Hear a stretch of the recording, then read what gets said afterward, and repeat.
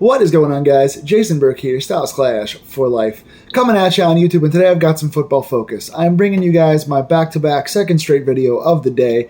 I just did a film review of Hard Eyes, if you guys want to check that one out. Obviously, I'm doing my Pittsburgh Steelers postseason stuff right now, wrapping up. I did an offensive review of all the stats and all the key contributors and the guys who may come back and may not come back on my channel about 2 weeks ago. I was supposed to bring this one to you guys last week. Had a lot going on. It's been a busy, hectic couple of weeks, but I am back here today to focus on the Steelers defense. I want to bring you guys a defensive year-end review here real quick. It's going to be a brief video, but this is not going to be a who should we keep or get rid of, how do we solve our problems kind of thing yet. We're not doing that one just yet.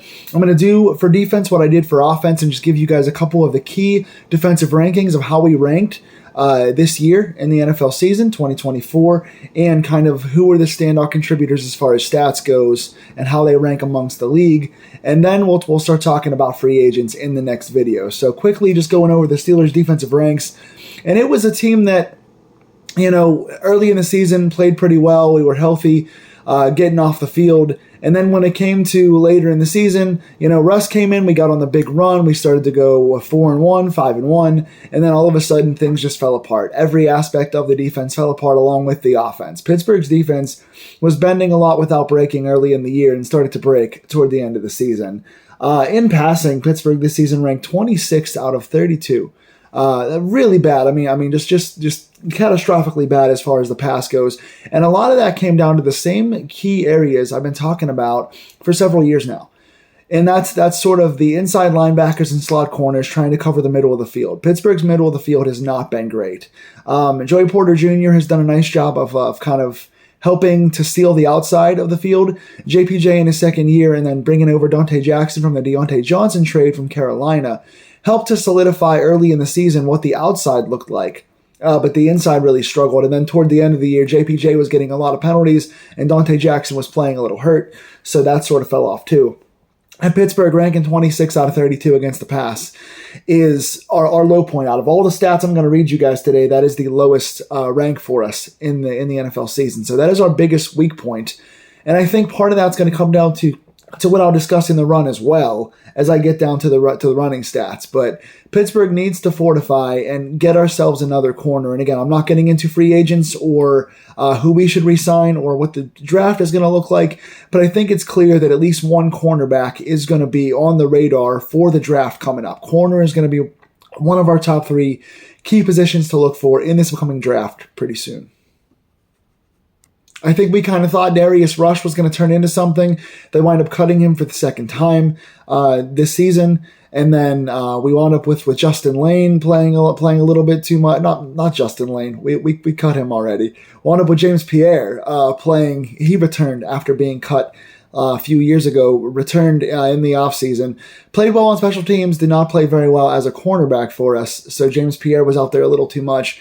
Corey Trice came in, played a few games for us, looked really good. I think he had 2 picks in the brief time that he was in there. Played pretty physically, played pretty well, and then went down with another injury after missing his entire rookie season. 7th-round draft pick who played well in camp and had a ton of promise, got hurt, came back early this year, played very well, and then got hurt again. Came back toward the end of the season, and then played against Jamar Chase and got destroyed against the Bengals because Chase is the best receiver in the NFL, if not at least top 3, but had the best stats, led the league this year in catches, yardage, and touchdowns. So playing against undoubtedly the best guy this year, Jamar Chase really showed us how young and undeveloped Corey Trice really is against the elite talent. But I think Corey Trice has the pedigree, the physicality, the body, the spatial awareness to be something special in the future. But having been injured all of his rookie season and a good portion of his second season, he's got the upside. He's already shown us in the NFL that he can do this. But can he be consistent? Can he stay healthy? That's another question. So we're hoping Corey Trice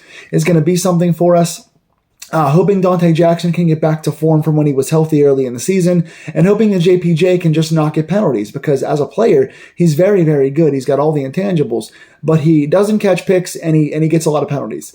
So you got to watch out for those things. If you can have Porter and Jackson play as well as they did for the first half of the season, and you get Corey Trice in there, you're looking pretty good. You want to bring in another draft pick, though. if not at least another free agent. You want to draft somebody young to play with this core and see if the pass defense can get better. Rushing defense, we finished top 6 in the league. Number 6, sixth highest ranked rush defense in total yards. That being said, toward the end of the year, we got torched. Derrick Henry bullied us in the playoffs, and granted, Derrick Henry is a top 3 running back, even at his age. One of the hardest runners in the history of the NFL. But playing against the elite guys like Barkley and you know, all the upper echelon guys just beat us up. And again, I know it's the NFL these days. It's an offensive league. These guys are freaks. They are the best in the game. So they're going to beat us up a little bit. But the lack of heart, the lack of will, the lack of penetration really hurt us. And I think our passing defense and rushing defense come down to one thing. We brought in Patrick Queen to be kind of a bit of an upgrade as far as blitzing and in coverage, and drafted Peyton Wilson to do that. To a degree, they did do those things, but that area is still a little bit weak, and I think what it comes down to is the first level has to get to the quarterback more. We saw at the end of the year, when all of our stats start going downhill and we start getting beat up, that TJ Watt, Alex Highsmith, and Nick Herbig weren't getting to the quarterback as much. TJ was hard to find, and they were starting to use one-on-one coverage against TJ, and he wasn't getting in there. When you get less rush from the outside linebackers and from the front 3, when you're 3-4 defense, your first line of defense can't get in there, and then all of a sudden everything gets worse because the line bodies your D-line and the rushing game gets open. Quarterbacks get more time for passing game, which means our corners have to cover for longer, and they can't. They can't cover for 8, 9, 10 seconds. It's the NFL against the fastest guys in the world.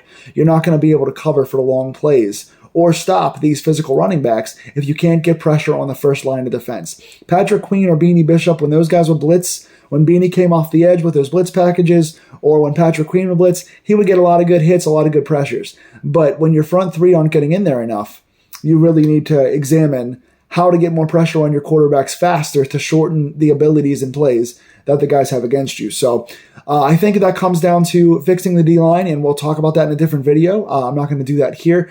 I've got free agency and draft videos coming up that I would discuss exactly how to do things, but I think it's obvious to you guys if you've watched my videos for the past season. You know that I think moving Keanu Benton to the outside to the right, left, or right end. I guess Cam plays on this side, so you'll put Benton on the other side and get rid of Larry Ogunjobi. Ogunjobi hasn't been effective this year. He's getting paid a lot to do very little as far as this season. He gets hurt quite a bit, and when he's out there, he was not as effective this year. I think moving Benton to the end spot where he can play more often and use his strengths more, getting rid of Ogunjobi and drafting a big D tackle to be a stuffer like a Javon Hargrave, or bringing in Javon Hargrave, who was a free agent this year. Putting somebody big in the middle and putting Benton on the outside really might alleviate those problems. So we'll go further into that later. But yes, still ranked top 6 in rushing, even though the end of the season didn't fare well for us. In sacks, we finished 17th in the league with 40 sacks. While that's not a terrible number, it's middle of the pack. It's right near the middle of the league. When you got, TJ Watt, who's the best in the game, Highsmith, who's one of the best number 2s in the game, and Nick Herbig, who's an heir apparent who could be a starter on most teams. When you got those 3 guys plus Cam Hayward, you should be getting higher sack numbers than we got this season.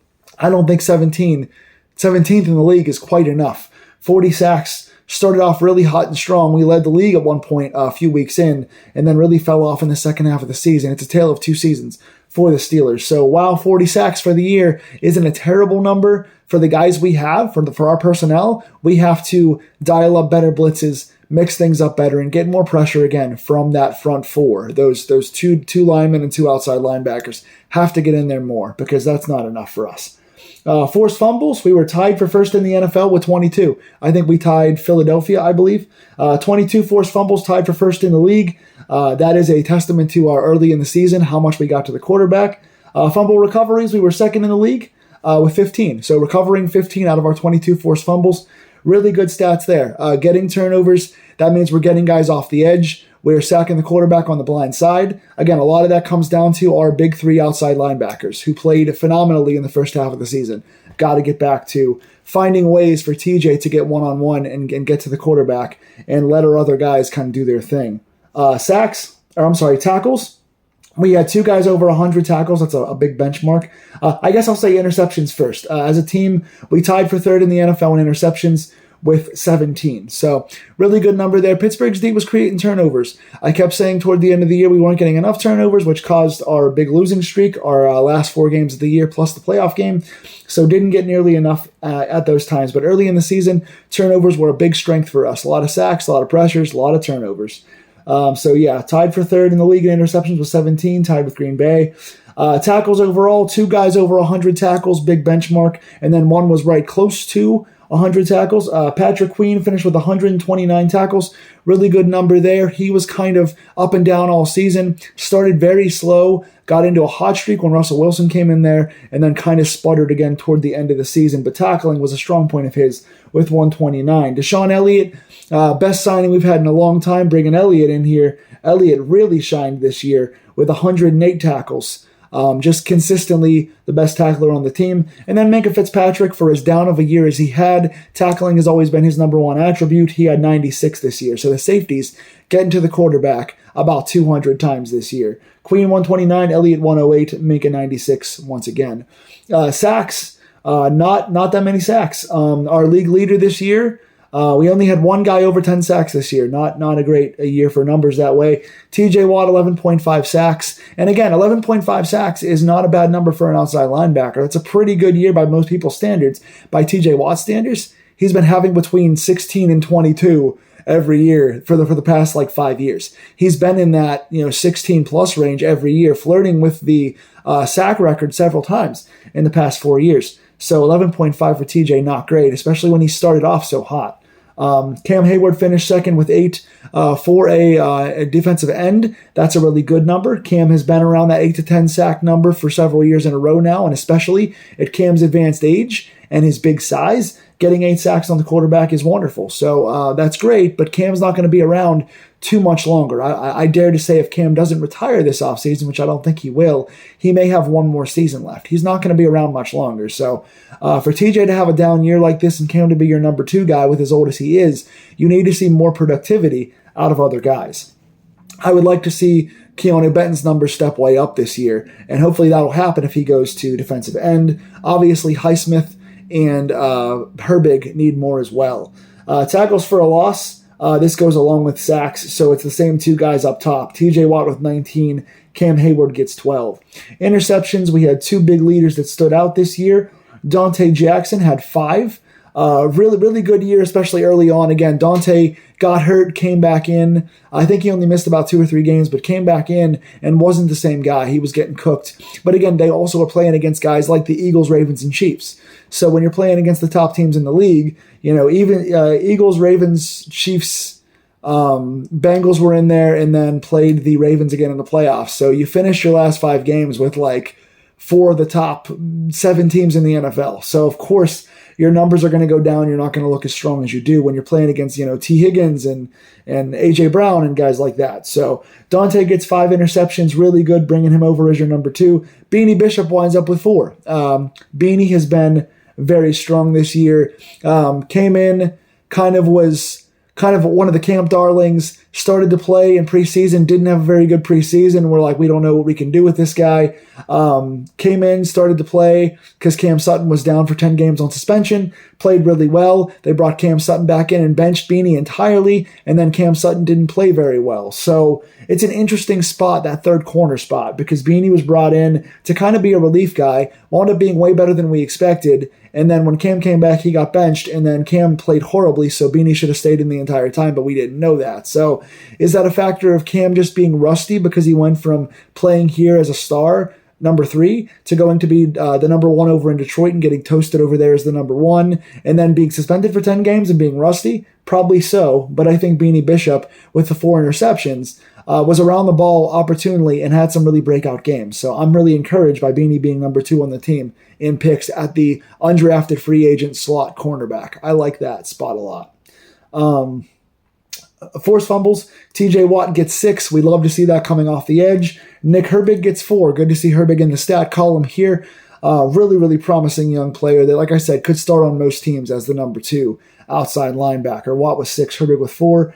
Fumble recoveries, Deshaun Elliott gets 3. He's hitting guys and he's around the ball. We love to see that. So that is Pittsburgh's rank and standout stat makers. for this season. Like I said, tale of two seasons. Pittsburgh has one of the most dominant defenses in the league early in the year, falls off quite a bit in the second half of the season, but still winds up at the top of the league in most numbers, except for that passing defense. So in the next video, now that I've recapped both sides of the ball and gone over everyone as far as our leaders and standouts and ranks and positions, now we can talk about free agents. Pittsburgh has got a pretty big, long free agency list of pending free agents, including a lot of star players with a lot of things to look at.